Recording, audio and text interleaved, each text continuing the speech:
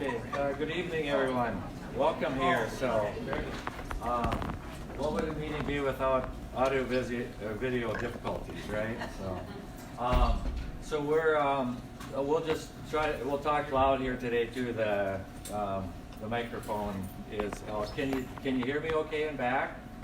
Okay. Yeah, it seems like there's good echo. Welcome tonight to our meeting here too. It's obviously just look at the interest there is in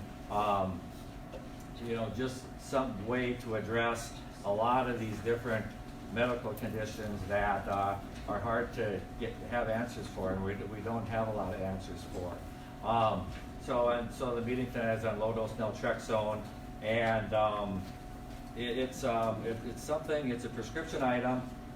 It's something that's not made by any of the drug companies at this lower dose level. So it's something that has to be compounded by a pharmacy. So our pharmacy is a compounding pharmacy, and it's a preparation that we get asked to prepare by the physicians and practitioners that are using it. So my name is Steve Anderson. I'm the pharmacist and owner of the Apothecary pharmacy in Sartell. And we got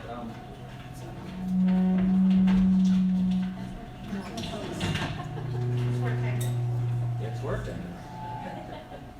Okay. You can get money. I should get it. And anyway, so we've it's something that we've actually compounded off and on for probably 15 years. But the knowledge of it, the awareness of it being by medical practitioners is not really out there. It's not made by a drug company. So they don't have sales reps, stopping by and telling them about it too. It really has to get, it's found out, through other methods. So there is, and Dr. Yeager will be speaking on, some of the particulars here shortly. His interest or research in it has gone on for about the last 5 years pretty intensively, and to the point where he's one of the leading researchers in the United States on the use of low-dose naltrexone in autoimmune, anti-inflammatory, mental health issues, etc. He'll discuss a little more of the particulars of what they're finding, what the research is showing, and what it's coming around to. It's really changing in the last few years, and the indications and usages of it has been growing, almost exponentially. So, we're gonna we'll talk for about an hour or so here, and we'll open it up for questions at the end. That's what happened tonight. Obviously, everybody will have a lot of questions too. I mean, you're always able to give us a call, touch base with us in the pharmacy. We've given everybody a little 3-ring binder of just some of the basic information and about it to begin with. There's a couple websites that have some good information. There's a 4-page color brochure in there. On the back page, it's LDN Research Trust is a website that there's a lot of really great information on, and that's where I met Dr. Hazel this summer in Portland. They had an international conference there on low-dose naltrexone and its uses, and we connected there too, and we just started working together at that point. So, but we're really excited to have you here tonight. I know you'll learn some great information tonight going forward, and it'll just be a start of hopefully a good path to addressing some issues that have been difficult to address medically. Okay, so Dr. David Hazel. Hello.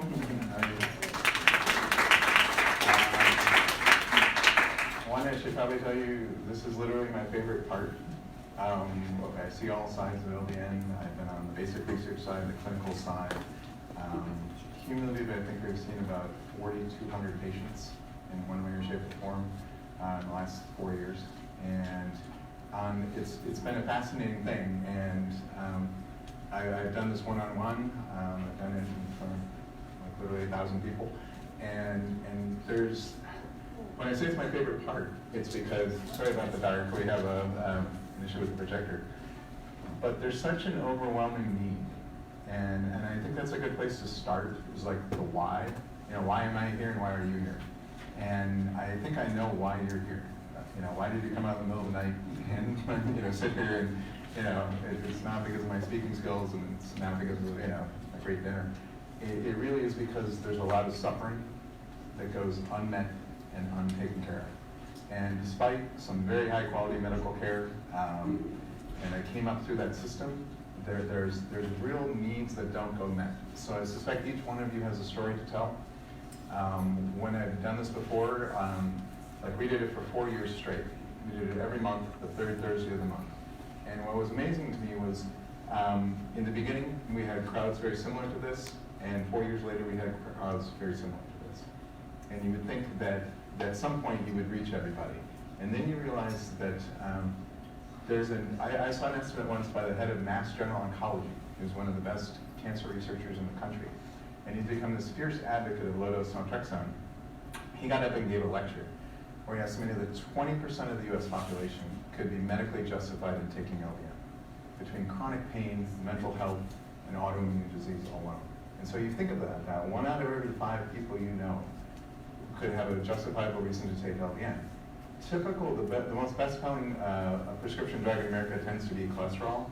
You're talking about 8%.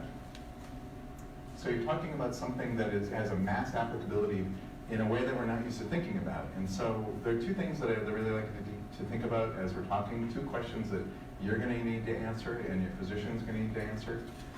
We have some of them here tonight, which I would greatly applaud, because if you're interested enough in your patients that you're willing to come out and learn, that's what we're looking for in physicians. Steve and I spent the last 2 days going around to center care and going to a number of independent groups, educating the physicians, because they need as much education about this as the patients.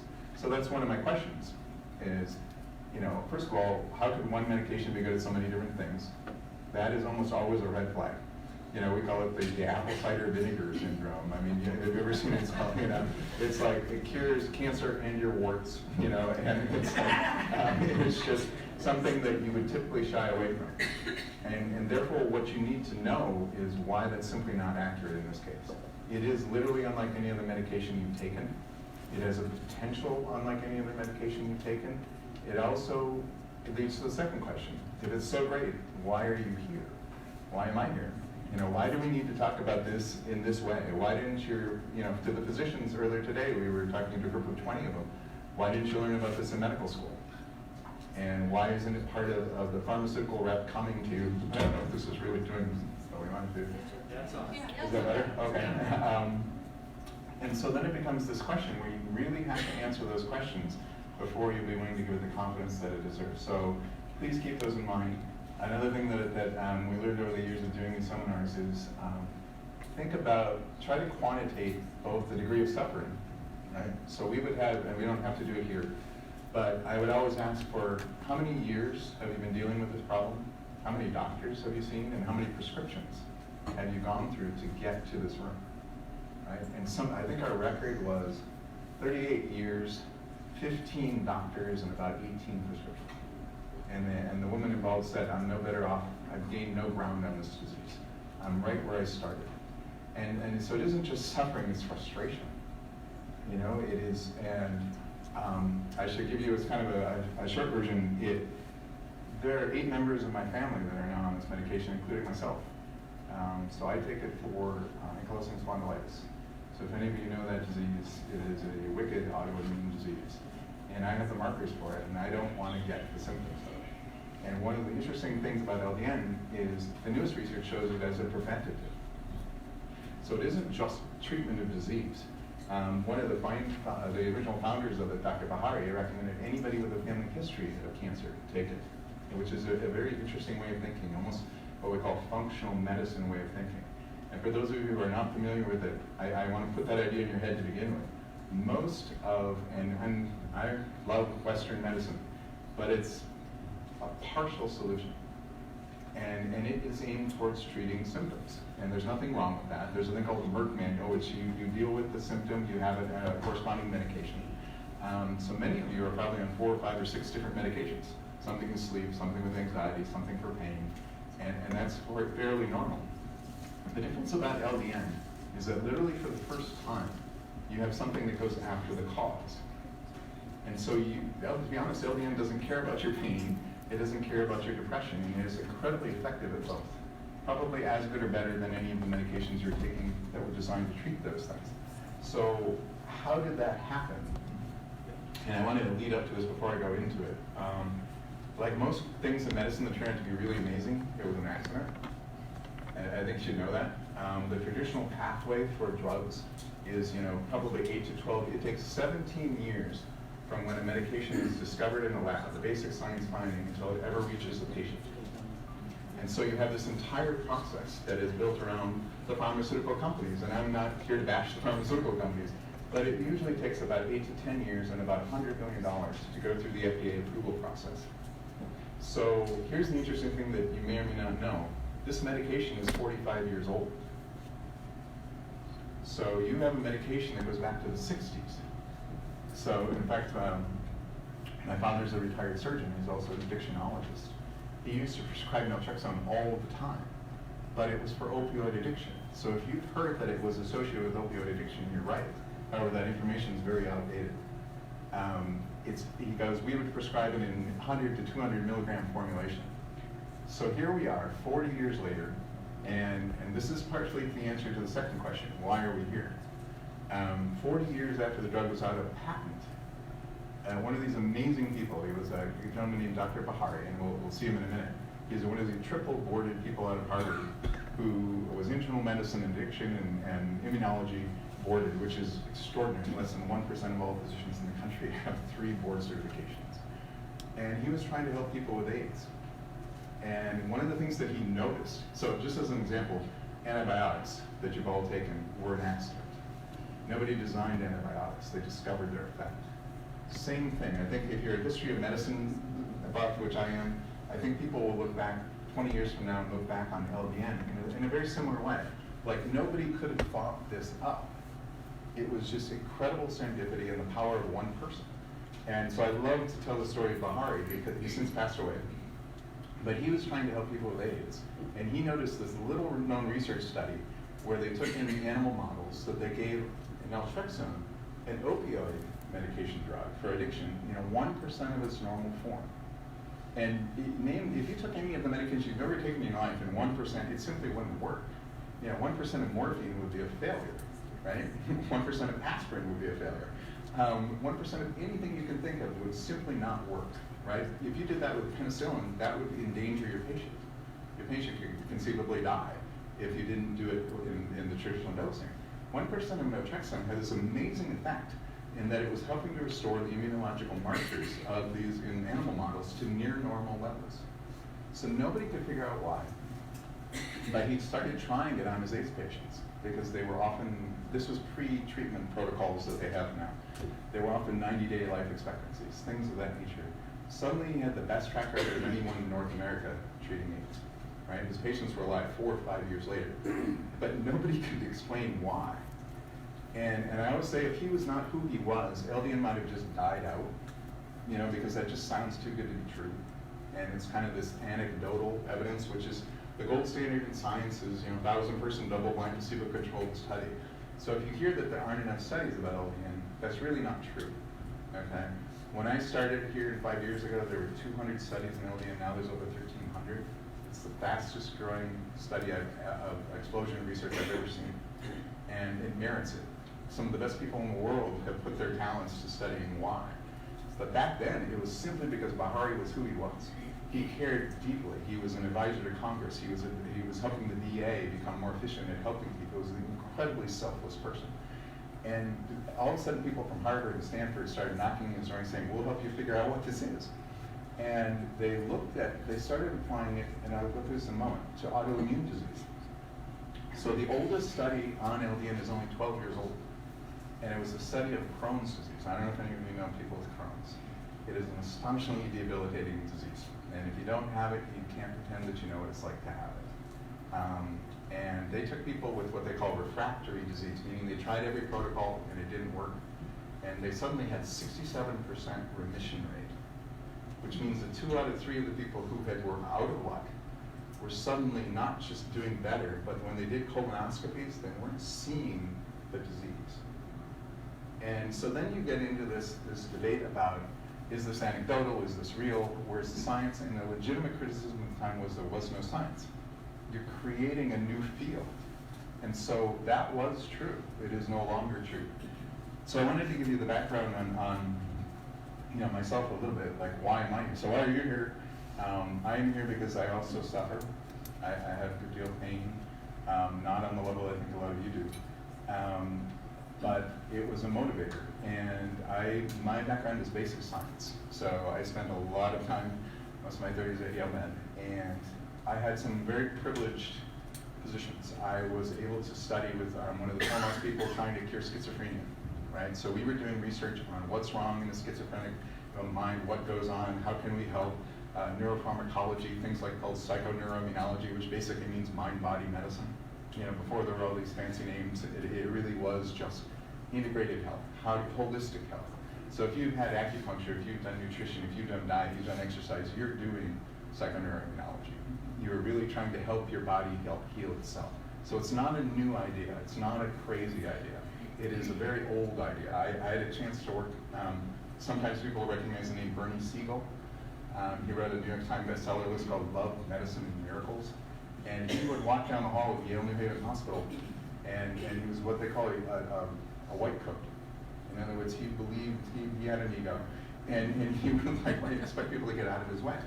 And what happened one day was that it's sort of an interesting thing. He noticed that one of his patients that he had said only had about 3 months to live kept living.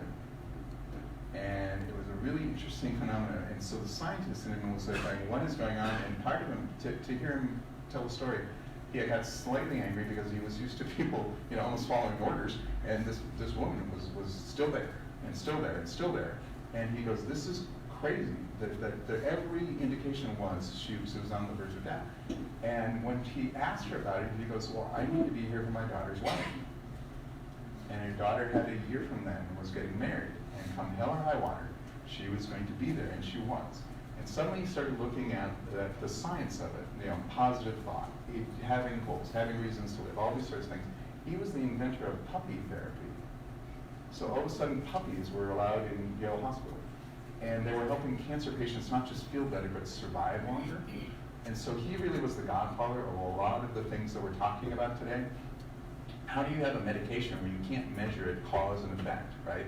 How do you have we're used to saying, if it works, we need the bench science to prove there's a 20% reduction in infectious disease load in your blood cells. You don't have that with LDN. You don't need that.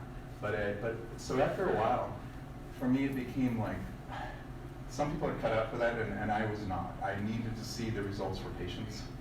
And so I went actually into all things of public health. And I did a degree in public health. And I was doing things like, I got a chance to go overseas to Africa, work with Doctors Without Borders, see what they do.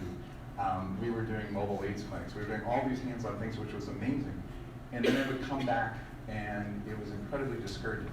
There's a lot of people in the medical profession who are disillusioned. There are people who want to heal, and that the system doesn't support them. So if you have an idea that someone outside of the box, you often fight an uphill battle. And a friend of mine was like, so I was looking for where to go next. And a friend of mine at Yale said, go to this conference. And there was a conference in Florida on low-dose naltrexone. There's one every year. And it was founded by a group called the LDN Research Trust. So if you get a chance, go look up LDNResearchTrust.org. And they were a nonprofit charity that was formed by a woman who was in a wheelchair from MS. She's from Great Britain. Her name's Linda. She's amazing. And she, through low-dose naltrexone, over the course of about 6 months, got herself out of the wheelchair 15 years ago. She's never looked back. She kind of defied doctor's orders. And when you meet her, there's this dynamo of energy, right? And so I had a chance to meet her. And it became incredibly personal very quickly for me, because she became a friend. And we were starting to look at this. She devoted her entire life and all the retirement savings to start this. She hasn't been paid a dime in 15 years. And so she goes all around the world. We're going to South Africa, we're going to the Bahamas, you're doing all these different things to help spread this idea. There was this lecture series. She came to the States, and I had her, and we were in Wisconsin talking to patients. We were in Chicago talking to the biggest group of pharmacists in the country that were lecturing. We went out to Yale, we went to Harvard, she's going to Cornell, and we made a movie together, a documentary. If you look on that site, you'll see an hour long about opioids and how to help. So that was the inspiration. But no one at this meeting acted normally. The scientists get together and it's kind of boring. And you know, these people were incredibly animated. And the first discussion I ever heard was an orthopedic surgeon talking to a pediatrician, talking to a patient, talking to, I believe it was like a cancer specialist. Normally those people never talk, right? And so they're like in the same room and they're all talking about these success stories and how patients were doing things that we weren't supposed to do and you know, getting out of wheelchairs and doing all these things. Well, these people were world-class researchers. And so suddenly, I mean, some of them I knew, I mean, just by reputation. And so it was like all of a sudden, why didn't anybody tell me about this before? And in the course of 4 days, it just changed my career, it changed what I want to do with the rest of my career. These people were having amazing discoveries, right? Rheumatology, rheumatoid arthritis. The astonishing thing is now you're getting stories about autism, which I will talk about. The Army is studying it for PTSD. The NFL is studying it for traumatic brain injury. But you probably didn't know any of that. And interestingly enough, Steve put out this article, which I want to make a point of. National Public Radio, for the first time ever, LDN made the national news 3 weeks ago. Okay, so it was a story that will break your heart. If you listen to the podcast, it's about a woman and all the years she spent. She reminds me of every one of you and myself. And it was how many years, how many docs, how many meds. And it was astonishing. And then she tells the story of what it was like when she found LDN. And again, you're always riding the line between, is this real or is this, you know, is somebody trying to sell me something? You know, and the amazing thing about LDN is it's one of the most inexpensive medications you'll ever meet. It costs less than your multivitamin. And so remember, how is it good for so many different things? And it's so great, why didn't I heard about it? Okay. Part of your answer to the second question is that there's no money to be made on it. Because you have expired a patent 40 years ago, the traditional pathway is not open. And I don't get mad that often, but I got mad when I found out the reason. If this had been discovered during those first 7 years, this would clearly be the #1 medication in the US, without a doubt. And millions of people would have been helped. What's 20% of 330 million? You know, 66 million people. Okay, right now there's half of 1% of the US is the estimate.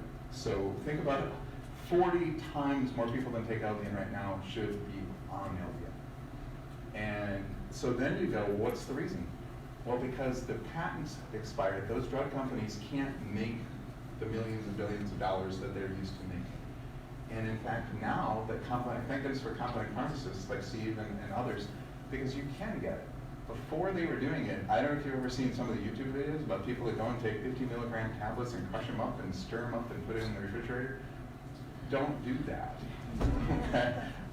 First of all, there's things in it that you don't want, that you're not aware of, that interfere with the effectiveness of it. Second of all, one of the things we've learned is you have to get the dose down to 1/4 milligram.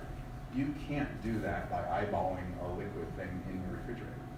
So it is not effective, and you don't have to. So let me start on the rest, but what I wanted to come to, there's a group of kindred spirits that I ran into at that meeting. Scientists, clinicians, patients, pharmacists, who all seem to be lit up with energy that, like, some of them go, this is what I was waiting for. If you talk to compounding pharmacists, they make a choice not to be retail pharmacists because they want to help patients. They want to help them heal. And that's just like their favorite drug ever, because this really has the potential to help every one of you in this room. So one of the things that I think is important, this is just a way of sort of representing how quickly everything is growing. And it's, you know, for those of you who don't know Steve and Annie, please do. One of the privileges I get is to go talk for different pharmacists around the country, and they all have their heart in the right place. They're not there to twist your arm to try something. They're there to help you. And in this case, that means education. Because as a quick example, when I was talking at Mayo, we had 150 docs in the room, And I asked how many of them knew about LDN, and only 2 people raised their hands. And so I kind of, shoot them out because I was like, if not here, where?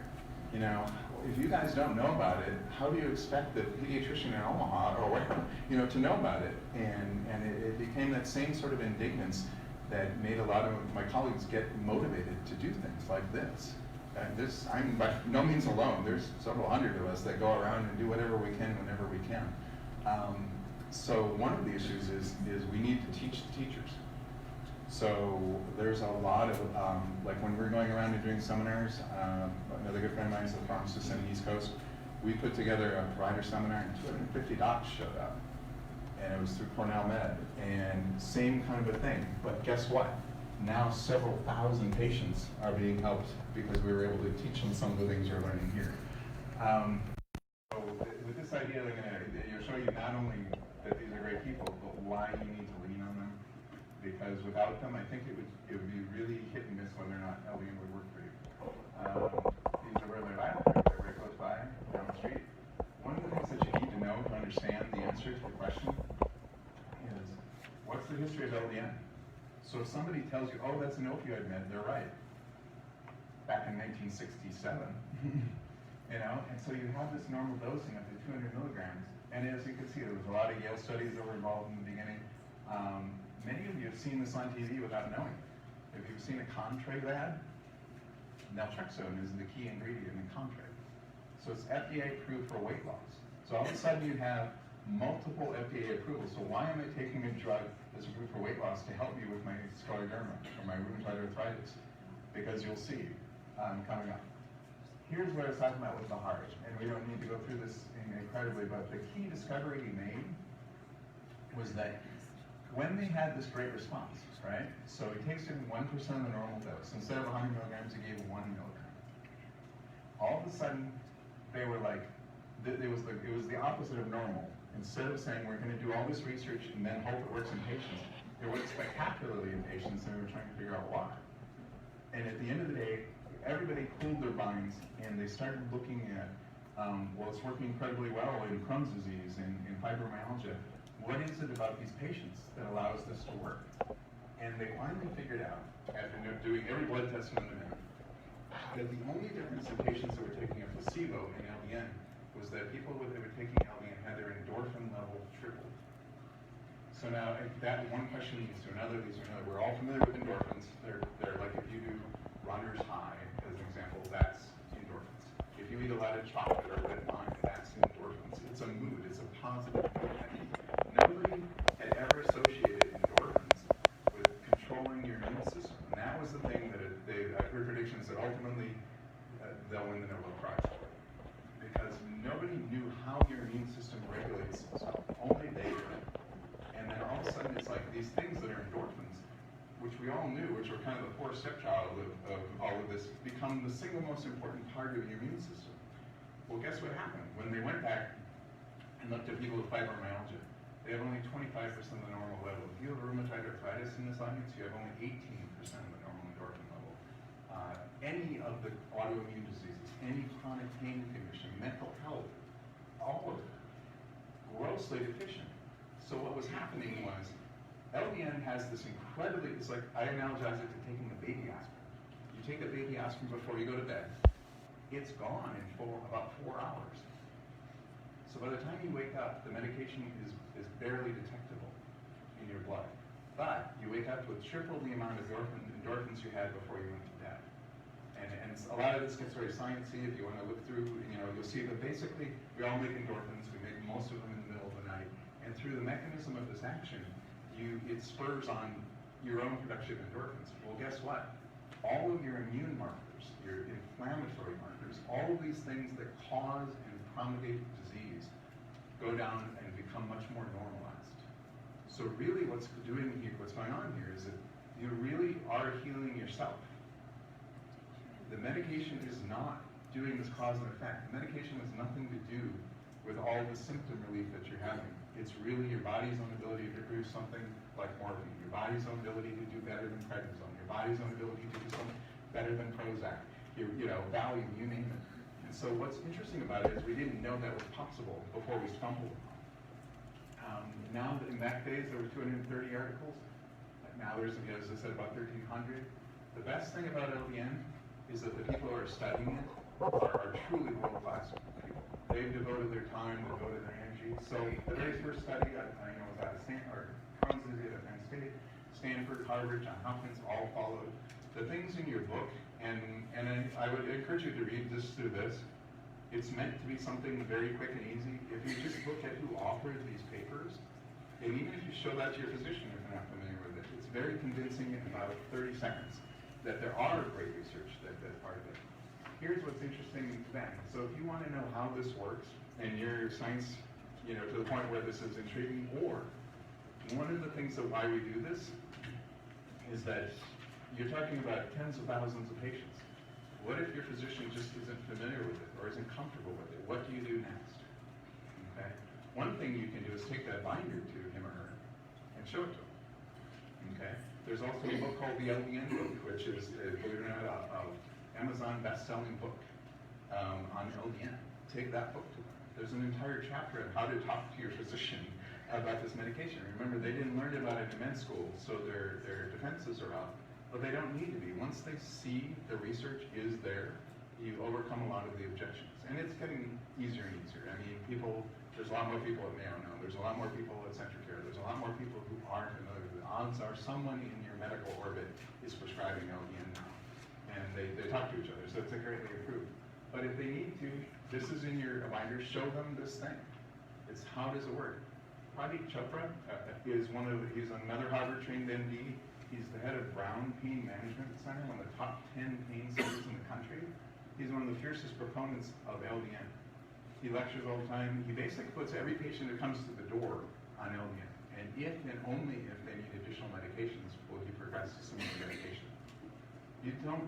I've seen LDN take care of people on full dose morphine and enable them to get off of it.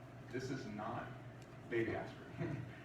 This is your body's own ability to innately heal itself, which is astonishing when it gets a chance to run loose. So what I would wanted to show you something so this is the most recent conference. As Steve said, we met there, an amazing group of people, very inspiring. One of the things that was important was who sees the most patients, right? Even if your doctor does LDN, maybe they have 30 patients on, something of that nature. Compounding pharmacists see more than anyone. So you can have a compounding pharmacist that sees 1,000, 2,000, 4,000 patients. And when you start accumulating data, that's where the power comes in. So this was a study that was done by compounding pharmacy that I was helping. When they hit to 1,000 patients, one of the interesting things at the time, this shows you, I feel like I watched LDN grow up, right, in the last 4 years. Back then, it was predominantly women, predominantly of a certain age, and there were only a few doses. So this is a hugely important point. Traditional dosing, if you've heard about LDN or your doctor's heard about it and says, oh, I know how to do LDN, odds are they don't, but you don't know what you don't know. And they don't know that this 1.5 and 3 and 4.5 titration is no longer the pathway to go. So they were doing, basically 3 doses. It's important to talk about side effects. This is always the point where I've never not failed to tell this story because I think it's worthwhile. You learn from your patients. And what we do is we would have patients get up and talk. I would be there for a while, and the patients would get up and tell their story, and you just learn more than anything.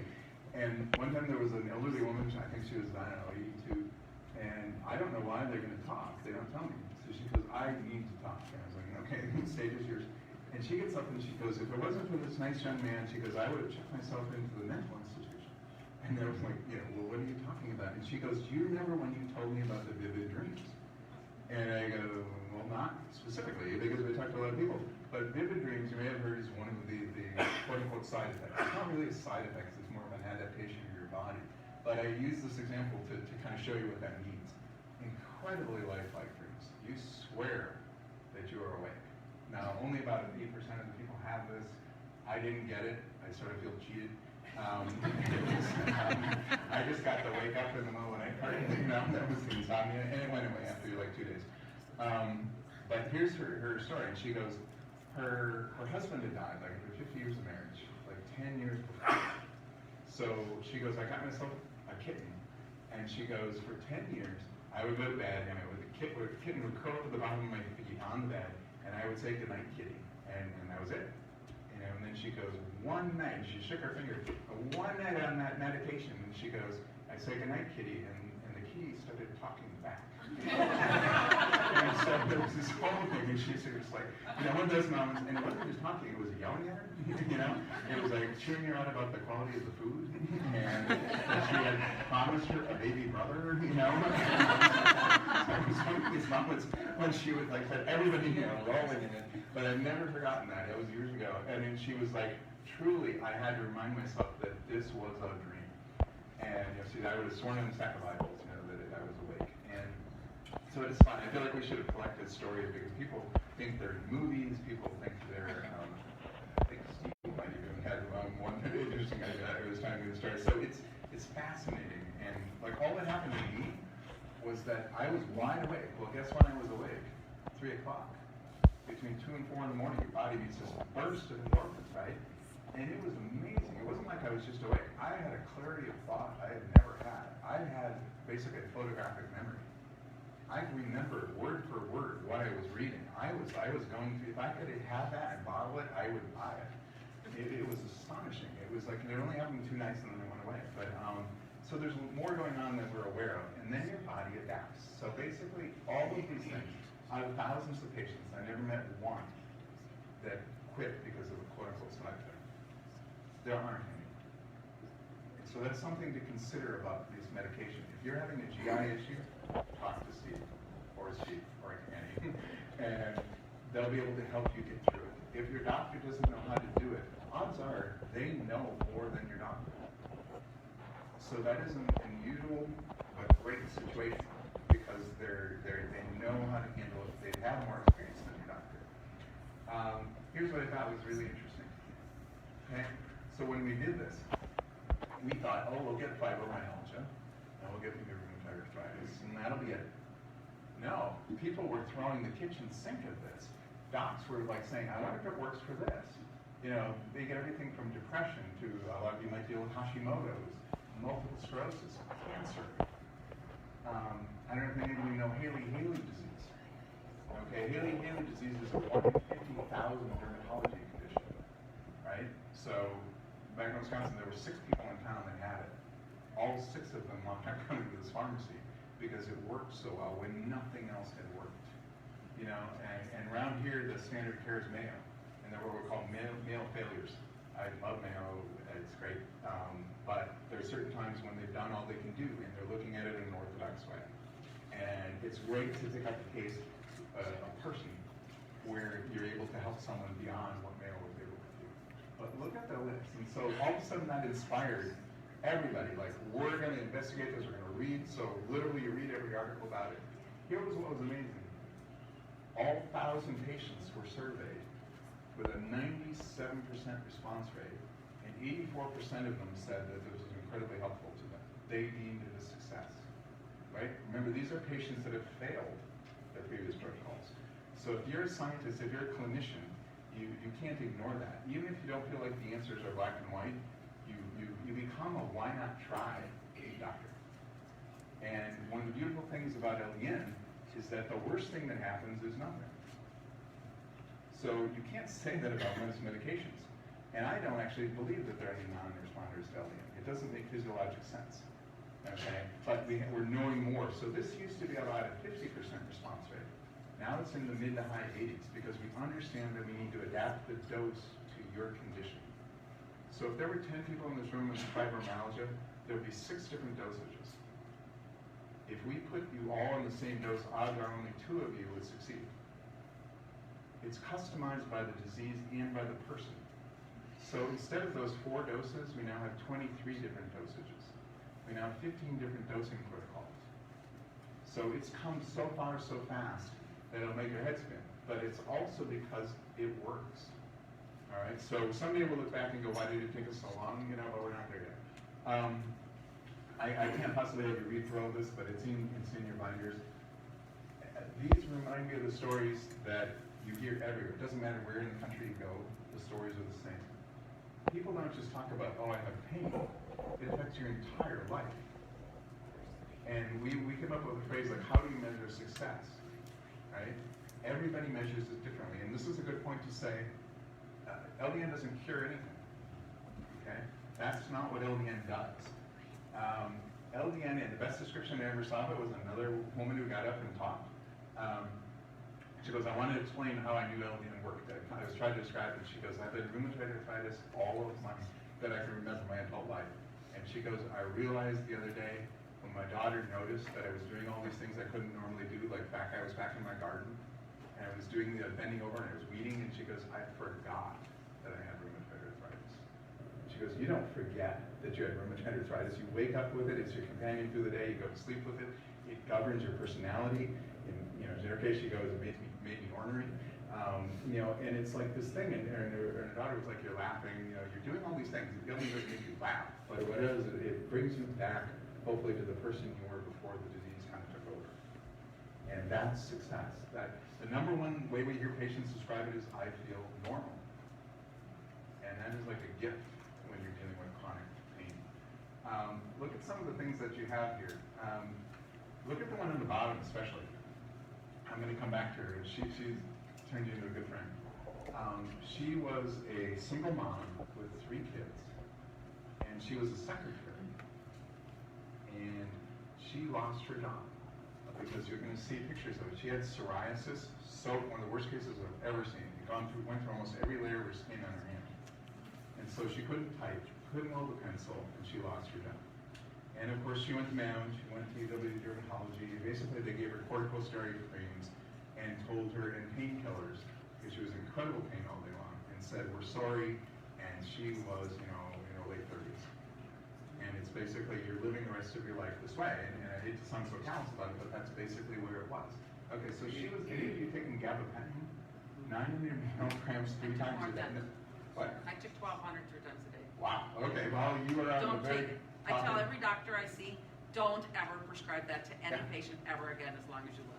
And here's the interesting thing, like rheumatologists who, are good people, tend to prescribe the same 5 medications all the time. Gabapentin's one of them, and prednisone's another, and you're just like, what you get is what you get. And highly ineffective over really good. But if you want 1,200 3 times a day, you're in the top like 5%. Everybody's taking gabapentin. And she was up there too. This was incredible. Okay, so now you see, what's the trend here? It's affecting her personality. And now we start to get into what it's like, after. Like, I feel like I'm getting my life back. That, this person hated prescription meds. There's a lot of people that go, this shouldn't even be a prescription med. That it's more of a, amazing supplement, but it's astonishing what you see. These are all true quotes. These are all, now look at this. Okay, so here's this woman who, she was waking up 18 to 20 times a night, sleeping much better, all less pain, less stamina, less fatigue, or more stamina, all these sort of things. This feeling of health, people try to come up with words, right, to describe it, or advocates to describe it. Okay, look at the second quote. My psoriasis, the same woman. My psoriasis is 95% improved, flex my thumb, hold a pencil, able to walk on the children, all these things. Well, not only did she move on from this job that fired her, she went to college and now she's in nursing school. So we all got invited to her graduation. And why did she want to go to nursing school? Because she wants to help other people who are in the same position she was. It was this pay it forward thing. And if there's one thing I can tell you that bonds everybody, the researchers, the clinicians, the patients, once you go through something and you are here and then you get back to here, I can't name one patient who goes, that's great, I'm going to take that and go. They want to pay it forward. They'll bring somebody else to a meeting like this, or they'll tell another doctor about it, or they'll get on Facebook or whatever, because that kind of grassroots advocacy is how LDN is growing. And so obviously you have to experience it for yourself to feel the benefits, but trust me, once you do, you'll be very much like these people. Here's what I want to show something, and this is pretty critical. And there needs to be a research, I'm feeling like that here, but there needs to be a researcher kind of in there somewhere. But it's, we're pretty important people. There's this relationship always goes on for healthcare, right? But you may not even be aware of the key role that pharmacists are playing, because maybe they're just talking to the doc, right? Probably every one of them of you will wind up talking to one of the Steve or Andy, if you're doing this, and for good reason, because they're going to coach you through it. Here's an interesting fact: to achieve therapeutic success, it takes on average almost 6 dose changes to your medication. So that's you're I don't know how to say it, that's almost beyond the pay grade of most of these doctors. Okay, they don't understand that because they haven't gone to the meetings, they haven't read 1,000 articles, and they probably have less than 10 patients on LDN. And so what happens is there's a collective wisdom that's being deposited on the part of the compounding pharmacist, part of this equation. They are literally, in my opinion, the most important part of this, at least in terms of how you help the patient. Sometimes you get an incredibly self-taught patient who's like, wants to march on Congress, and there's some really interesting advocacy things going on. But almost always, 99% of the time, the compounding pharmacist is going to be the most educated person in the room. Here's what's interesting. When in the beginning, it was somewhat more of an integrated functional medicine, naturopathic specialty kind of thing. And then the chronic pain people took it up. Because if you go to a chronic pain specialist, they're some of the most unhappy docs there are. Because they don't cure anything. They go, I just saw my same patient. Here we have our biannual visit. All I'm doing is kind of stringing him out on opioids. I'm not making anybody better. And this isn't like you don't heal anything. If you have crazy spinal stenosis, really it's just what kind of procedure? What can I implant? Hydrocodone? Can we, what are we doing here? And so now they're even more unhappy because they're being told that you can't have these patients on opioids. And the opioid crisis is real. It's not just addiction. It's patients who have taken opioids for most of their adult life who are now being told they can't. And that's an incredibly scary proposition. And LDN came along at a great time because it fills that gap and that void. Here's what so some of the things that we do, like Steve and I did earlier today. It was an incredibly receptive set of people, docs. I think we had 4 or 5 different meetings with different docs all around the area. And some large, some small. And every one of them is like, they've heard stories, right? Or one of them will say, I had this amazing thing that happened with one of my patients, and we'll share it with the other docs. But it's still 1 story, or 2 stories, or 6 stories. It's not 1,000 stories. And when you start getting into the cumulative thing, you can reflect it back and you can teach the doctor what you need to do. Okay, so rheumatology, women's health. Okay, it's become incredibly great for all women's health issues.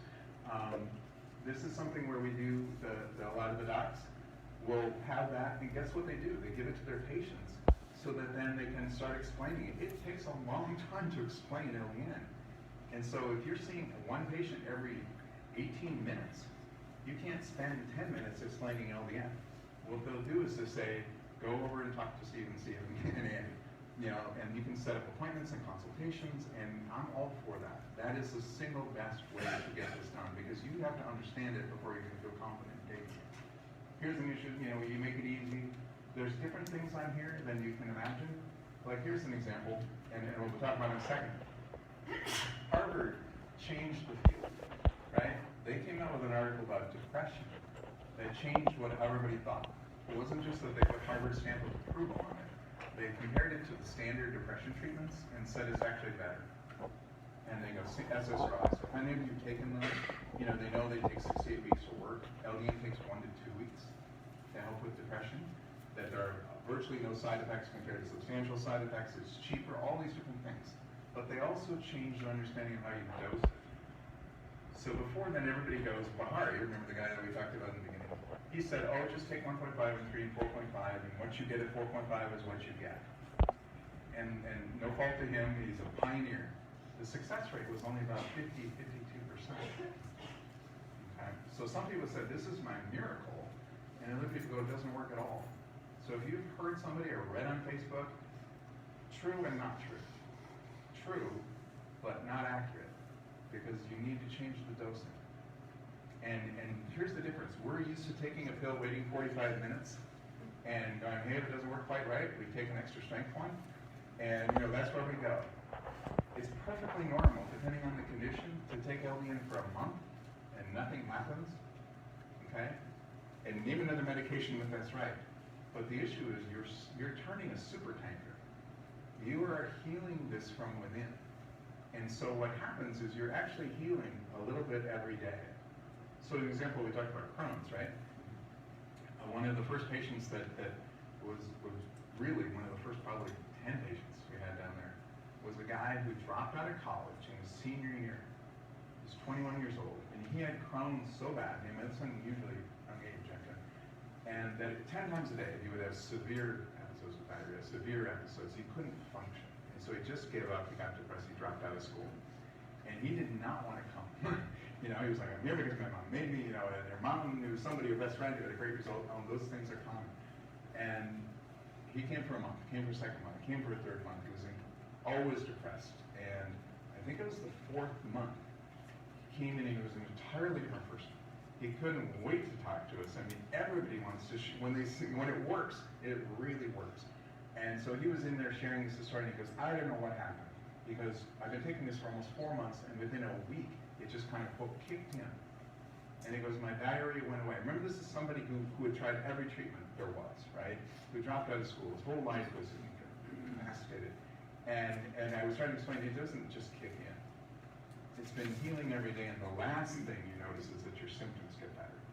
So here's a really good way to phrase it. Part of the criticism of LDN is that there's not enough quote-unquote large-scale double-blind placebo-controlled studies.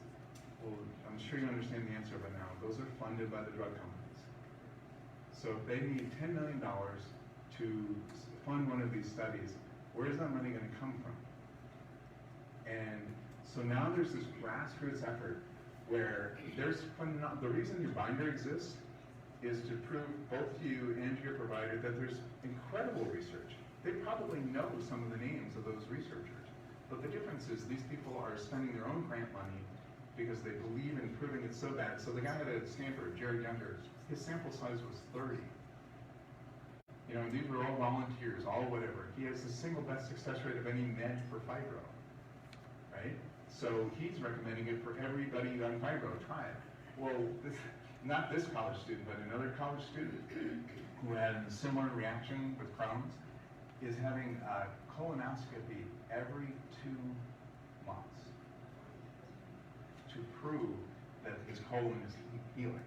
So if you've been through one colonoscopy, you know, I mean, that's real dedication. You know, that's like putting the selfless thing that, you know, beyond most of us.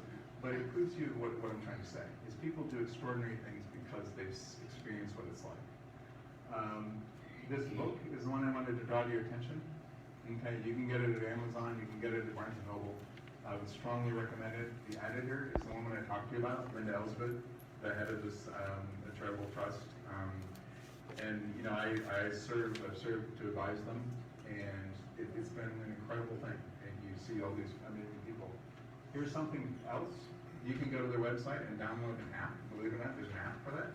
And what it does is it, like, a lot of patients were saying, I felt so good before and now I don't feel so good anymore, right? Well, that's because you overshot your dose. More is not better with LDN. Often less is. Remember, it's not the drug that's doing it. It just stimulates your body. And you might be a 1/4 milligram. I might be 2.5. So if you, responding at a 1/4 milligram, went to a 2.5, you will lose the benefit that you had. So imagine a curve like this. And it's right here that you want to be. If you keep progressing too far, you'll go, I felt so good in the beginning.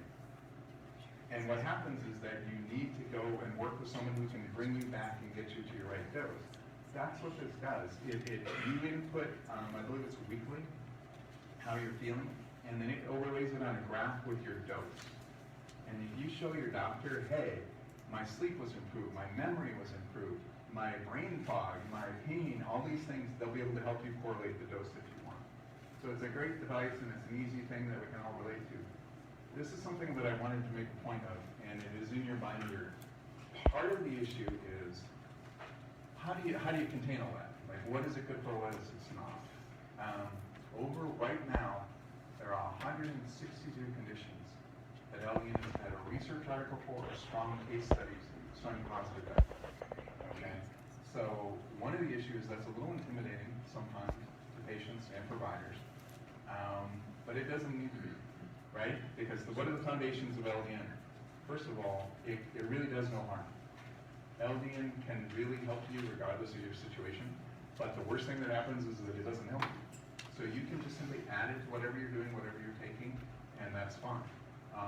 But here's an instance of like, if we go through here, maybe some of you actually have complex regional pain syndrome. What I did was highlight in red some of the really extraordinary responses. Complex regional pain syndrome is one of the most painful conditions known to man. No good treatment protocols for complex regional pain syndrome. Basically opioid only. Okay, and LDN has an amazingly definitive article on that. So example, if you know somebody with complex regional pain syndrome, again, lean on these guys. They will get you the article to give to your doctor that is by one of the world experts on complex regional pain syndrome, the guy out of Harvard that we were talking about. They probably don't even know that such an article exists because they didn't attend the conference, they didn't do all these various things. Here's some interesting things. Haley, that very rare dermatology disease. Psoriasis, Addison's, things that you recognize, Hashimoto's, celiac, Crohn's, all great success stories. Vitiligo, it's an amazingly difficult to treat condition. It does very, very well with it. Lyme disease, in this part of the country, undoubtedly see a lot of Lyme disease. There's amazing articles, amazing PowerPoint presentations on that. All of these cancers, we didn't even understand why it would help with cancer. We thought, oh, it will help you with your depression. No, there's great studies showing stabilization of tumors. In some cases, reduction in tumor sizes, because your body is normalizing how it's fighting the tumor. Lung cell leukemia, ovarian cancer. Here's an interesting thing. Have any of you heard of Panda's disease? Yeah, okay. So you know how difficult that is. But for those of you who don't, basically you imagine being a mother or father of a child who develops strep throat, and then they develop the symptoms of autism. Inexplicably. And if you can imagine the despair that comes with that. And again, no viable treatment options. There's phenomenal research on pandas with LDN. So same kind of thing with autism. Autism, if you want to know another reason and why, I can't think of an alternative besides combining pharmacies. Things are happening so fast that a year ago we didn't even know LDN was helpful with autism. Now it's become the #1 recommended medication, the go-to medication by basically there's the equivalent of the MS Society for Autism. They're like, try LDN for your autistic children. And it has amazing results. But if you don't keep on top of it, you'll never know. Like restless leg syndrome, like I was talking about with my wife. All of these things, anxiety, OCD, panic disorder, these are again just highlighting ideas. Ankylosing spondylitis, I'm glad I'm up there somewhere. It's really amazing to see what it helps with, but don't be overwhelmed by what it helps with. Just, it becomes this idea of why not try it? And in the end of the day, at least I just want to show you, okay, so Penn State, did a great thing with Crohn's. Here's what we talked about. This person had what they call refractory Crohn's disease, right? They've been for years. This was 8 weeks later on LDN. It's hard to tell if you're not used to looking at these. This would be, colonoscopy confirmed mini miracle. And they were taking only LDN. It couldn't possibly have been due to any other medication. Here's ulcerative colitis. It's a little easier to see what a healthy one looks like on the right. Again, that was about 12 weeks. Here's the fibromyalgia study I was talking about out of Stanford. Okay? They were, small study, great results. You keep going, you look at chronic pain, complex regional pain syndrome, multiple sclerosis. Here's the article on pancreatic cancer. It's in your binder, but those results, there's an entire LDN cancer-only clinic. 100% cancer patient, 100% LDN in Scottsdale, Arizona, because the MD PhD who runs it got such amazing results that he changed his career to be a referral center for LDN only. These are PET scans confirming they couldn't find, you had someone in stage 4 pancreatic cancer, right? And I'm sure you're aware pancreatic cancer is one of the worst. So on the left-hand side, they're showing the befores, and then they're showing, you can see that you don't see the amount lighting up. They had about a 50% reduction in tumor size in somebody where somebody had this 6-month life expectancy. So 5 years later, they're still alive at the end of the research article and functioning and going back to work. Does that happen every time? No, of course not. But he's documenting it. Here we are with lymphoma. You remember the woman we talked about? This is the woman who's my friend. This is where she was. And you can't even see it in this picture, but she truly couldn't bend her knee. Tried everything there was, and that was about 9 weeks later. So imagine trying it for 10 years, every cream, every whatever, and then 9 weeks later, you get that. Well, what was she? She was grateful. She was also ticked off. And she took pictures, and she went to a dermatologist, and she slammed it on his desk and said, she had asked to be prescribed LDN by a dermatologist, and he said, no, there's not sufficient research. There's not whatever, it's experimental. And it's not experimental. So she was like, you have a duty to understand LDN. And actually, he called us, and he said, is there really any decent research on it? And so he got one of the binders you get, and he was looking at it, and to his credit, he opened his mind, and now there's like probably 50 or more patients that he has on LDN who are now benefiting it. So that kind of sense of like, how do I contribute? It came from one woman, and she's like, she would get up at meetings, and she would wave her hands around everybody, and then she would be like, where I was, yeah, you know, this is where I was and started, and that was my life back then. And she goes, now I'm a nurse. And so I've always said, any caring physician will understand what you all understand. It's not a disease, it is a life, and in most cases a family that's affected by what's going on here. You're going on here because everybody around you cares, and your entire family is affected by it. So last thing, you look at psychiatric disorders, you look at some of these addiction things. If you know anyone dealing with alcoholism, please look at a thing called the Sinclair method. It is the single most effective way of dealing with alcohol in existence. AA tends to have a 3-year, 5-year success rate of about 22%. Sinclair has a 78% success rate. And guess what? It's not about abstinence, right? The idea behind alcoholism is that we have a different sensitivity in the reward part of your brain. So someone who drinks a glass of wine, who's an alcoholic, has a compulsion to drink more. It's not fun. You're not getting high. It's discouraging. And so what happens is you take LDN half an hour before you have a drink, and you normalize your response. And they simply have 1 beer instead of 6. You become like everyone else. And it's fascinating, and the person who came up with it was brilliant. So it's just the power of what goes on. The last thing, that's a Harvard article talking about. It's well worth reading. It's the most important. And I would give credit where credit's due. This idea of educating people really wasn't around a few years ago. Because remember, this is not normal what we're doing here. You know, this is like you would never meet and say, let's all talk about insulin. You know, it's like you can compare stories, and there is this need. If it weren't for things like this, what would happen is you'd read on Facebook, oh, somebody had this amazing story, and then like somebody's sister who lived down in Georgia would say, it saved my life, and you would be like, do you know any doctors up here in Minnesota that do it? And do you know any pharmacies that make it? And there would be no way to find out. It would be Russian roulette, you know, if you did or didn't. And that's the purpose, is that we keep doing this for another 3-5 years. Pretty soon, every doc who wants to learn about it will have an opportunity, and every patient will have a place to learn. So these kind of things, I know Steve's been doing this every month. My understanding is he's doing it the second Thursday of every month, which is an amazing thing. We had a record of a woman who came 6 months in a row. And after a while, I realized this is not the part about interviews. It was, and I asked her, why are you here?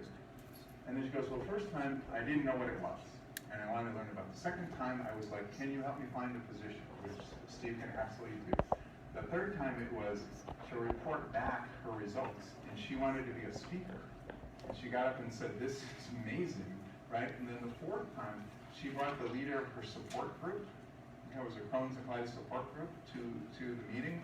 The fifth time, 40 people from the Crohn's and colitis support group showed up unannounced, you know, and it was this thing, and the whole conversation turned down to, you know, who had his worst diarrhea, you know, I mean, it was really interesting, but it was fascinating, and it was a pay it forward kind of a thing, and she eventually brought her doc, and so that's what happens, and that's what I hope happens for you, is that it's not just good for you, but it's good for people around you. So one of the things here is like, when I said market, I mean like 20% of the U.S. population is in longevity, health promotion. And here's the really interesting thing. Somebody started studying pets.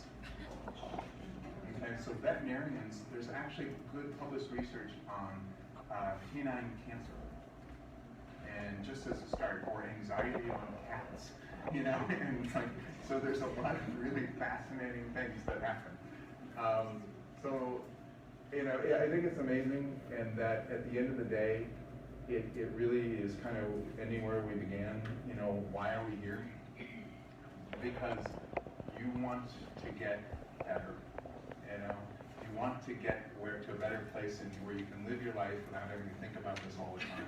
Why are we here? To be honest, it's to feel useful. You know, there's a lot of medicine, there's a lot of research where it's just like, does this make any difference? You know, I have never felt, you know, more that I knew I was doing something that I love than in the last few years. And so it's a gift for me. I know Steve feels the same way. It's like, it's invigorating, it's exciting. I would say that every other day you get a feedback from a patient that's like, did you know? And it's like, you know what, I know it's your first time, but I want to hear you out. But it's like, yes, we have, and that's why we're doing it. Because it's an amazingly inspiring thing to be part of a solution. So thank you very much for listening.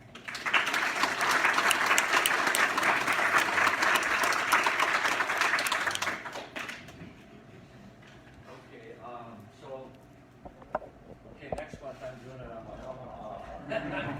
This is recorded, I think I'm just going to be playing. Okay,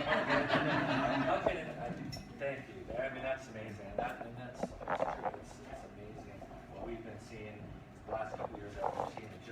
It literally, we do see almost every day somebody coming in that's just been on it for a little bit. And again, it's not always like a grand slam after. But after a week or two or three, sometimes you know we're in the right direction. So it makes you rewarding. You know, it makes you every day. So. But does anybody have any questions? I'm probably a trillion of them. For yeah. So. I just want to know if this is something when you start taking it, you just continue to take that for the rest of your life. Boy, did you get to part of the issue. There's a vape. There's an open vape. Can you repeat the question? Oh, I'm sorry. She asked, like, is it something you just continue to take? Like, would you take it for life? And I've seen both sides of that. And it's an open research question. Like, are you retraining your immune system? To the point where you could, like, take the training wheels off and you're in better shape. Here's a quick example. Again, you get to be friends and live with it. And one of my friends was a nurse who had fibromyalgia so bad that she was just like sidelined for like a week at a time. I don't know if somebody with no severe fibro, and it's just like can't function. I'm on the couch, all this other stuff. And so she was taking LDN for like 3 months. You know, suddenly kicked in, and then to go celebrate, she and her girlfriends went out to Glacier National Park. Because when she was in her 20s, that's what she loved. She was hiking. She grew up in Montana. She was like, I'm going to take my friends out to Glacier. We're going to go into the wilderness, the backcountry. She forgot her LDN. And so we get this emergency call from a ranger who was out in Glacier who goes, we have one of your patients out here who forgot their medication and really needs you to Federal Express it out to the wilderness, to the ranger station. And we did that. So she was, you know, had been off it for about 10 days. And that's all it took for all her symptoms to come back.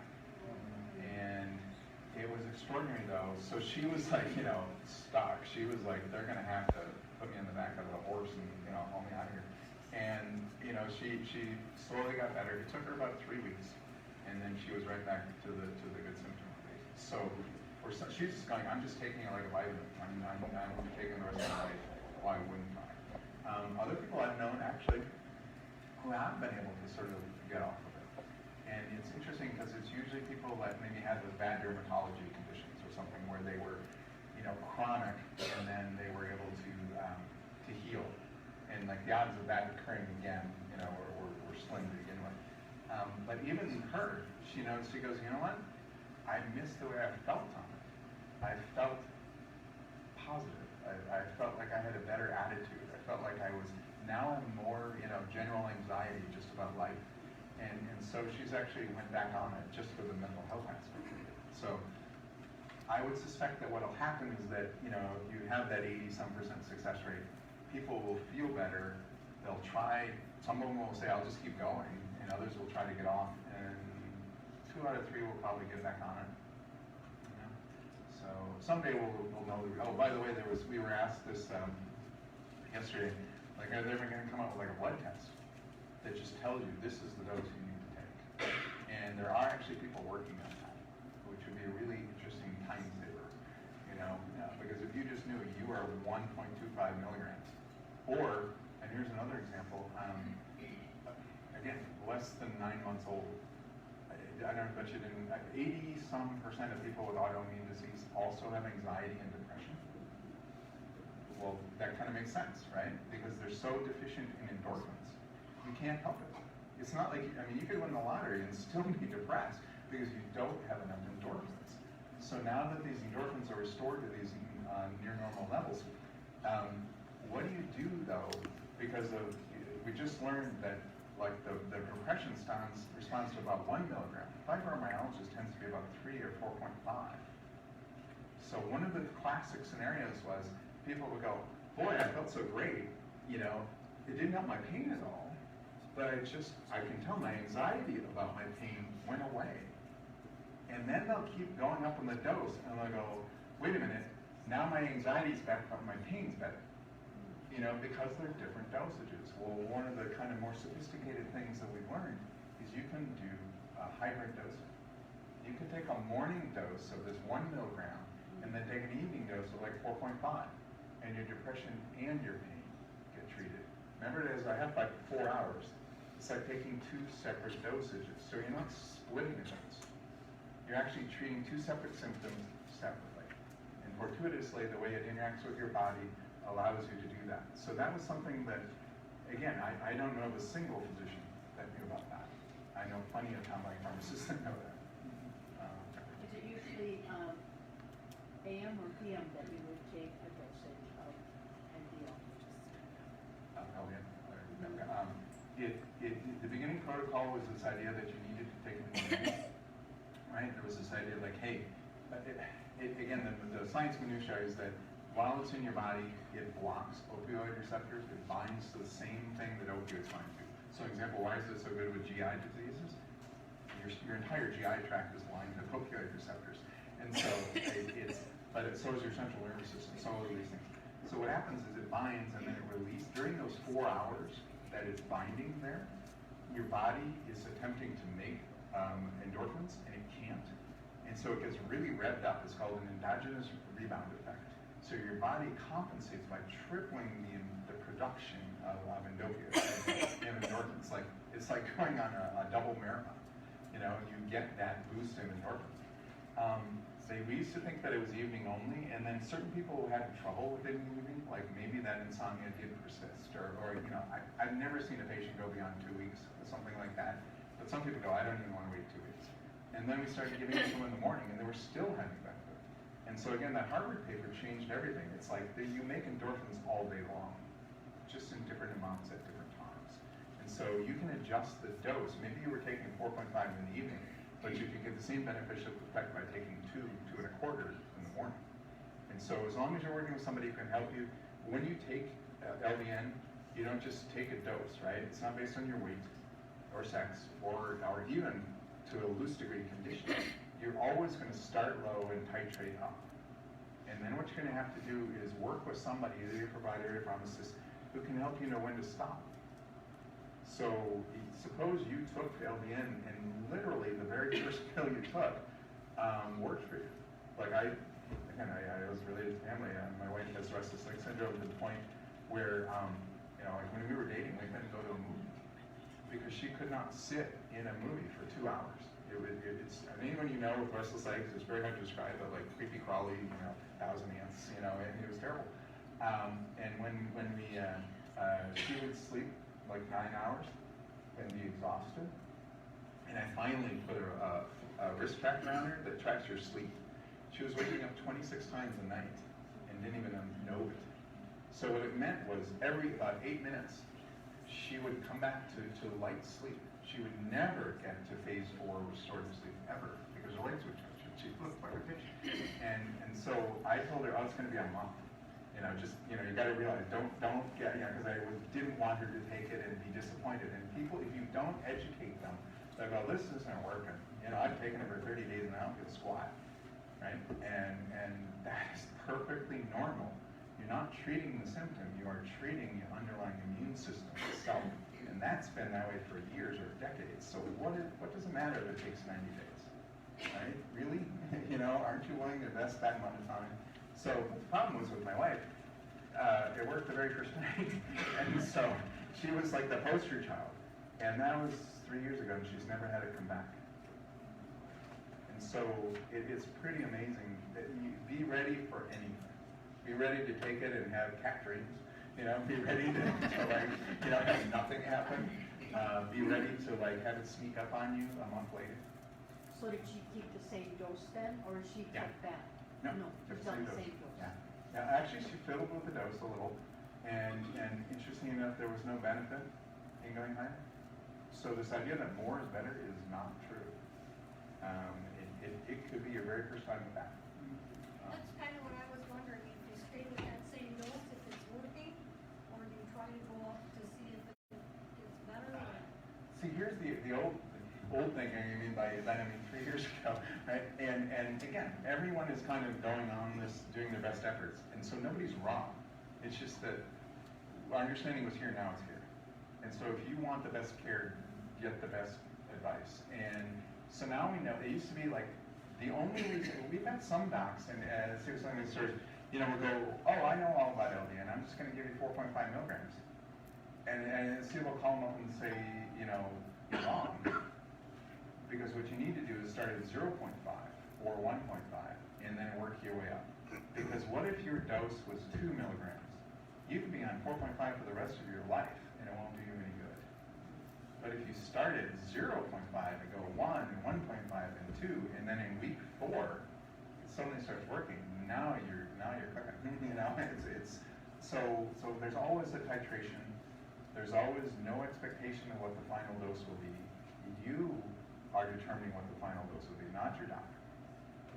So how long do you wait before you decide, maybe I should go up on it? Boy, you're getting to the heart of the thing, and there's a lot of discussion. No, to your credit, because the field is evolving as we speak. So literally, if you said that a year ago, I think most people would be like, oh, give it a week at each dose. I got another story. I'll make it quick, I promise, because I know we've been here a while. Wow. Okay, so as an example, and I wrote this down and sent it out to every doc I know. Okay, 2 women got up at a meeting, right? Again, you don't know what they're going to say, and they were going, we need answers, and they seemed really angry. And they got up, and here's the short version of the story. They were best friends since middle school. They were next door neighbors. They both have Hashimoto's disease, and they both went to the same doctor who put them on LDN. One woman, but they've both been suffering for years, right? One woman goes 10 days into it, it was my miracle. It was everything I ever hoped it could be. The other woman taken for 4 months and absolutely no response whatsoever. Same dose? No, but they each went on the same titration, so 1.5 and 3 and 4.5, right? And so, and they were like going, we want the answer. Like, I can give you some, educated thoughts on it, but I don't specifically have the answer. Well, interestingly enough, their physician was in the audience that night. So afterwards, we all got together. We spent half an hour batting ideas around, and we came up with this idea. We're going to take the woman who wasn't responding and start over. Okay, but we're going to go 2 weeks at a time on the dose instead of 1 week at a time. And the really fascinating thing, and I'll never forget the phone call. And the same day, I got a call from the doctor and the patient, and she was like, "You're not going to believe what happened." She goes, "The same dose, this dose 1.5 that she was at, that didn't do her any good. It just suddenly kicked in the second week of being on the same dose. So it wasn't just dose; it was time. I sometimes call it like 3-dimensional chess, because it's like there's variables here that, and in some ways, I wish LDN was a simple thing, and it's what we call drive-through pharmacy. You could go through Walgreens and pick it up, and life would be happy. It doesn't work that way. And if it weren't so worth it, maybe it would deter people, right? But both of those women are extraordinary, off the wall happy, and you feel like you're making a contribution. because all it took was being 2 weeks at a time instead of 1. So standard protocol is 1 week. If the seal will tell you, like, if it doesn't work, we'll go back and we'll take you longer at each step. And probably 2 out of the 3 people that didn't respond will respond. How has the VA responded to this type of medication? Sorry, who? The VA Veterans Administration, especially with the PTSD and suicide in the veterans. You know, it's interesting because there's an overlap there with politics with a lot of things. So individual clinicians go, this is fantastic. The bureaucracy is like, show me, you know, the pharmaceutical study, you know, and so there's phenomenal studies on PTSD, but they don't have 1,000 patients. And so what's happening is, because LDN is considered off-label, by the way, 40% of all prescriptions are off-label, right? So if you're taking Valium, many people do, that's an off-label use of Valium, but nobody balks at it, it's just normal. And same thing here, so the VA is asking for larger studies with vets, and that's what's happening. So it'll take, individual VA docs are free to do it, nobody's prohibiting them from doing it, but as an entity, it'll get the VA stamp of approval when they get a VA study. So that's kind of where that's at. What children, how would they know? How would you titrate it with your young child that couldn't tell you that they're feeling better, or even an older parent that has memory loss? Wow, very good questions across the board. So as an example, pediatrics is the only part of LDN that's weight-based. So again, would your average pediatrician know that? No. So it's like so many milligrams per kilogram of dosing. So at about 100 pounds, they become adults as far as LDN dosing, but beneath that, it does make a difference. It's a sliding scale. Now, like I was brought up autism before. It's a behavioral thing. They may not be able to tell you, but you as a parent can go, are they less anxious? Do they act out less often? Do they, you know, kind of depends on what disease, what condition you're talking about. But a parent can almost always tell. And I say this a lot, I get in trouble with this last story, I promise. Another friend of mine is a nurse, and her grandson was severely autistic, and same kind of thing, made the pilgrimage to Mayo, did all of these things. Nothing was helping, and he was 5 years old, and he refused to be touched. He would just scream like you knifed him if you tried to touch him. So imagine being a mom and never being able to hug your child ever in their life, except when they were infant. And so she asked me, do you think it's going to work for autism? And I'd seen the thing at the last conference, and it was like, hey, there's some new research, and here's the PowerPoint, and this does no harm, no guarantees, so give it a try. And so she, talk about changing her career, she got her daughter to try it, and 3 weeks later, she came and go, I'm taking you to lunch, and she wanted to play me the voicemail that her daughter had left her. And the voicemail that she left was this ecstatic thing. And it was like her recounting what had happened. And she had been driving down the road with her son in the usual, you know, way, and she was just like, you know, always on pins and needles that something was going to set him off. And he just suddenly, while she was driving, reached over and gave her a hug, literally for the first time. And she was in the middle of driving. She said she almost drove in a ditch. And it was this thing where she started sobbing, and she was like, this whole scenario. And it wasn't this isolated thing. It was an entire trend where all of a sudden he was learning new words every day, where he hadn't learned a new word in months, you know, and he was verbalizing, he was communicating, and he was interacting, you know, and any of you deal with autistic children, it's like they're over here and you're over here. And suddenly it was like, she goes, we're a family, you know, and it was this amazing moment. And so she gets up, and she tells all the nurses she knows about it. She gets up and she'll, in front of things like this, she'll talk and she'll share these stories. And she goes, you know, it isn't just a me thing now. It's like I have this duty. You know, I'm going to teach every nurse on the planet, you know, to try autism. And if the docs don't listen, you know, get them to listen. And so long-winded answer, so you just have to base it on your perception of the child. You know, they probably can't verbalize it to you, but hopefully you'll be able to know. Sure. One quick question. How about for cancer, for someone going through it if they're not symptomatic? What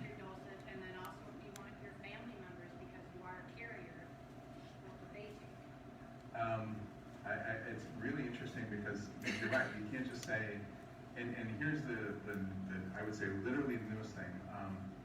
Mental health in the last year, things like autism in the last 6 months, dermatology, in the last 9 months.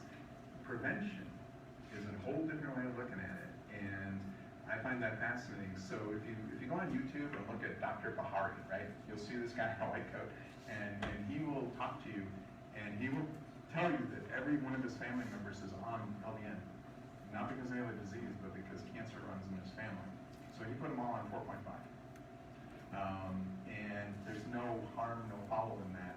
And it's going to be years before you can prove a negative, right? So if a certain percentage of his family got cancer before this, and now, a third of them do, that's the proof you're looking for. A lot of it is, why not take advantage of, the benefits? Like, here's something that I think is worth saying.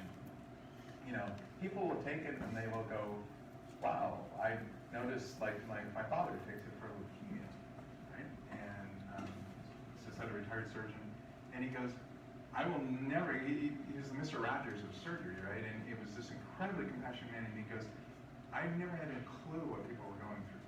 And he goes, people would say, oh, I'm tired, I have autoimmune disease. He would go, this is like gravity is too much. And part of leukemia is extreme fatigue. And he would go, if one of you kids was about to be hit by a train, I wouldn't have the energy to save him. Depending when he has a flare, right? When he has this thing, he goes, it's just incapacitating. And then it would dissipate, and he'd have good days and bad days, and that's the nature of leukemia. And so he knew LDN was working when he got his fatigue level back to normalized levels, right? So he was all of this thing. I don't know why I even started that. But there's a lot of ways that you take LDN. Oh, but he goes, at first that took him 3 to 4 months. He goes, the first thing I noticed was that my brain fog went away. And brain fog is a part of about 50% of autoimmune disease. And then, they always say, don't worry if you forget where your keys are, worry if you forget what a key does. We can't remember what a key is for. And he would go, I couldn't remember names, I was like, whatever. And the reason that he retired from medicine at 84 is because he was falling asleep at his desk in between patients, right? And now he wants to unretire.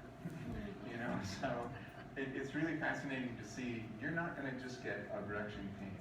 You should be sleeping better. Hopefully your memory is improved. Your depression or anxiety hopefully will be lifting, even if you didn't really think you had that. A reduction in stress. So you're helping across the board. So the long-winded answer is that I know plenty of people with absolutely no disease whatsoever who take LDN simply because it makes them feel healthy and energetic and in a better state of mind. And for the cost of it, it's completely worth it. How about use during pregnancy? Oh, there's an interesting one. Yeah, the guy named Dr. Philip Boyle, amazing amount of research on it. Like, you want to worry about development, obviously, and things like that. It's completely safe during pregnancy. So as opposed to most meds, which would be off limits, including a lot of pain relievers. I remember there was one woman who was pregnant who goes, she had spinal stenosis.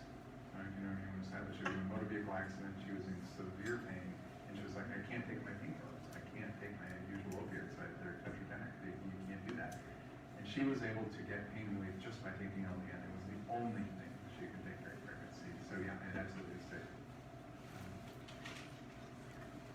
Kids bring home so many germs, and then they get strep throat, sometimes one time after another, and then they're on antibiotics. What's your thoughts about maybe a minimum dose of LDN to just build up their immune system? I swore last start. Truly last start because I know we're going along. There's a study that's related to that. You know how they have the oldest people on Earth live in Japan? There's this village where the average age of death is 105. And there's a really interesting creative researcher who went over there, and he goes, is it the genetics, or is it the fact that they eat a lot of fish, or what is going on? So he did something nobody else had ever done. He studied them when they moved to America, and they started dying in their 70s, right? They called them McDonald's. And so then he looked at their inflammatory markers, right? So we all have things that show how much inflammation is in the body. One of the newest things in medicine, like there was an article Steve has that was amazing. the number one new therapeutic thing about Alzheimer's is reducing the inflammation in your body. The most promising lead they have on prevention for Alzheimer's is an inflammatory reducer. And that was nothing, that was dot was never connected before. Well, guess what's extremely good at reducing inflammation? LDN. So you have people connecting dots now that they just thought, oh, it's a good idea. No, it's a great idea. I'll take it for the rest of my life, you know, and just for that reason alone, not to mention the ankylosis spondylitis, things like that. So same idea would hold true for kids, same idea would hold true. You may not say, hey, I've been taking this, I instantly feel great. But odds are, if you take it for 90 days, you will notice some beneficial effect. And what I love about LDN is I've had people come up 9 months later and go, something else good happened. Because if you think about it, your body was in a probably a pretty bad state. And now it's running much more like it was designed. It makes sense that gradually good things start happening and keep happening. So yeah, I would see absolutely no reason why you do with children. There's been more than enough studies proving the safety, so I would. And we do, all three of my kids, or two of my kids, my son won't do it. It is like, but for things like anxiety, they're teenagers, they're college students, and it's working extraordinarily well. So our family takes it all the way. What is LDN? What does it do right? Is it plant-based? The Naltrexone itself was synthesized in a lab. So it is, you know, it's not quite Dow chemical, but I mean, it's like most medications, it's not derived from a plant. It was synthesized. So it was working, you know, 40 years ago about how do we work to help people become less addicted.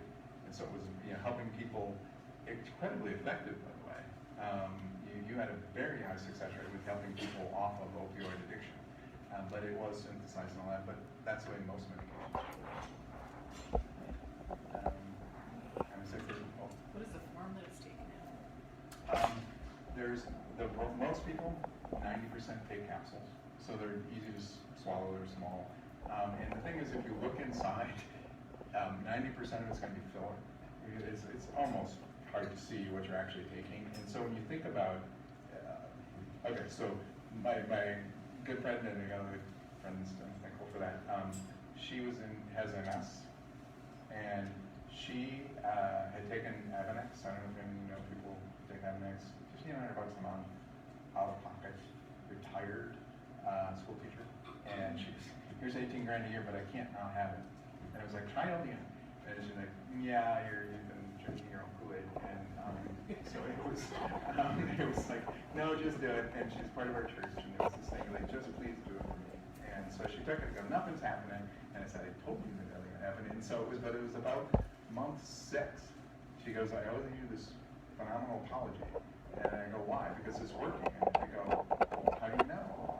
And she didn't say, oh, because I've got less fatigue, or oh, I've got less whatever, I got whatever. And she goes, because every 3 months in my adult life, for the last 30 years, I've had, she was relapsing remitting MS. So if you know somebody with that, it's like, it's just wicked. You'll feel normal, and then you'll get hit by a truck, right? And she goes, every 2-3 months without fail, I would have a relapse. And she goes, I'm not having any relapses. And so it was this lack of a negative. That was 2-3 years ago. She hasn't had a single relapse since. And so she wanted to see what was in it. So she came to the pharmacy, and then she was like, what? You know, I mean, when you open a capsule and you take away the filler and you look at it, and she goes, that little speck changed my life. You know, we're used to thinking bigger is better, and in this case, you sometimes need a microscope to see what's going on. But again, come full circle. It's your body that's doing the work. Sure. Are they putting, on your shirt says something about CBD oil, are they mixing it together, or? And this is something I would defer to Steve and staff there.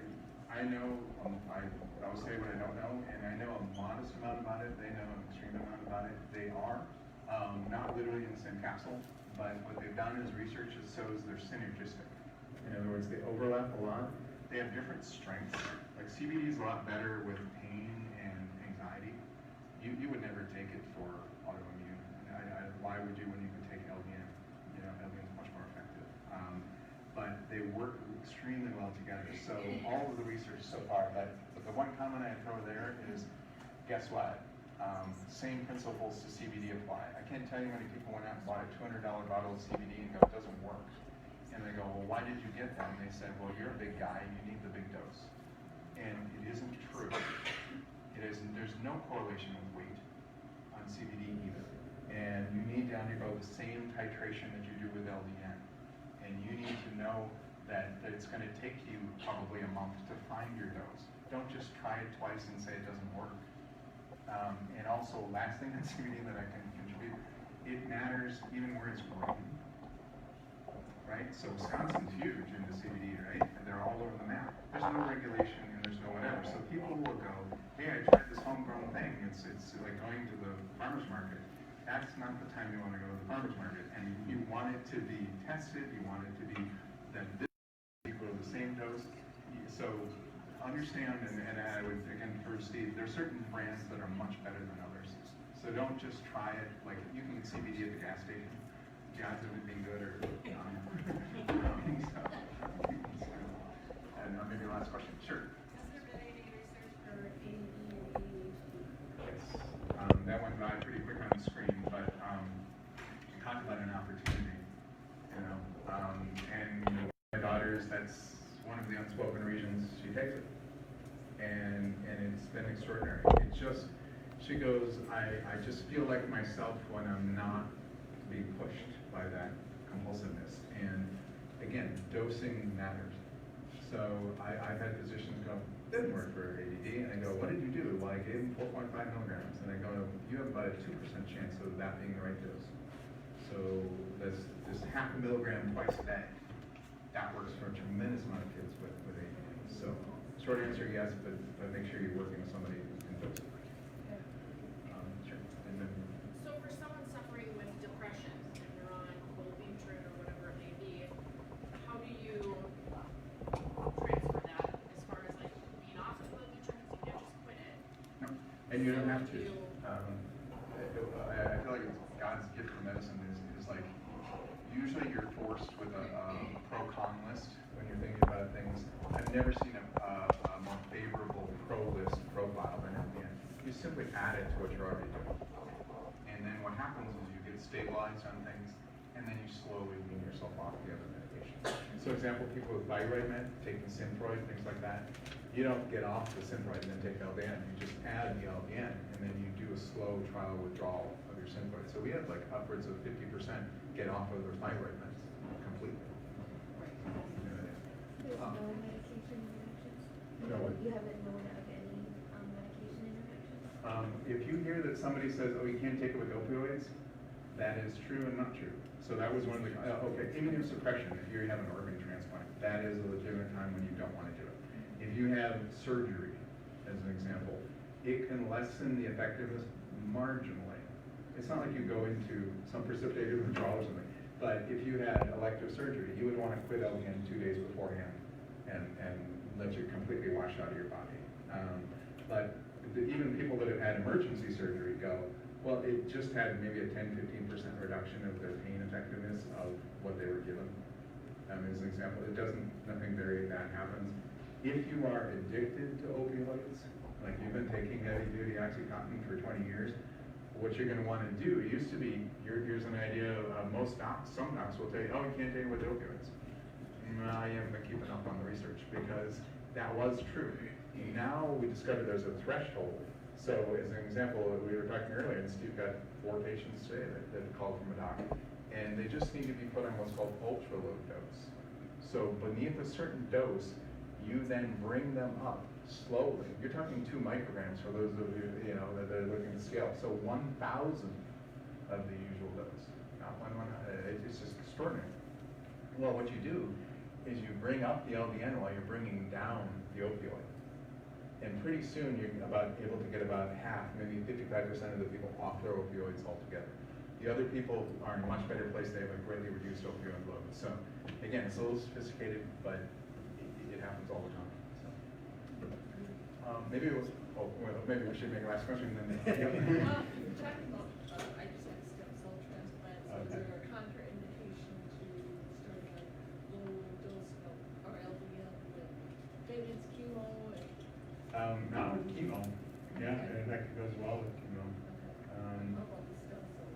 That's an interesting question, and I think the best thing there is like, we can provide it's more specific organ rejection transplant bites. Stem cells is another question, and I think what we can do is research it for you. That's the honest answer. My gut feeling is that it would be okay, but you want to check all of the options. So, why don't we, any other questions? I honestly would refer to Steve, because of all the people I've worked with, if he doesn't know the answer, he'll honestly answer it, and he'll call me or a number of other people and he'll get you the answer. And that's the kind of follow-through you need. So I would say you have a great resource right here in town. Thanks. What kind is the amount of money that you're looking for? It kind of depends on the dose and the quantity to it. A little over $1 a day, probably a little over $1 a day, $1.50, depending on quantity and stuff. Okay, so I feel like, thanks for coming, everyone, tonight. So again, you can touch base with us, with any questions. I know many are on. I should say, Carol Brinkman and Julie Murphy are here. They're at the clinic in Monticello. We've been working with them for years. They're familiar with Wilson Sharp. If you need to find a practitioner that is, we work with them with that. They work with faculties as well. So before you go, we got, if somebody wants to grab an extra folder to share with someone, go ahead. We got a bunch of these. If you want to grab a handful and share them, go ahead. Our number's on there. You can touch base with us and ask any questions. We did have this on Facebook Live tonight, so it is recorded. So it'll be on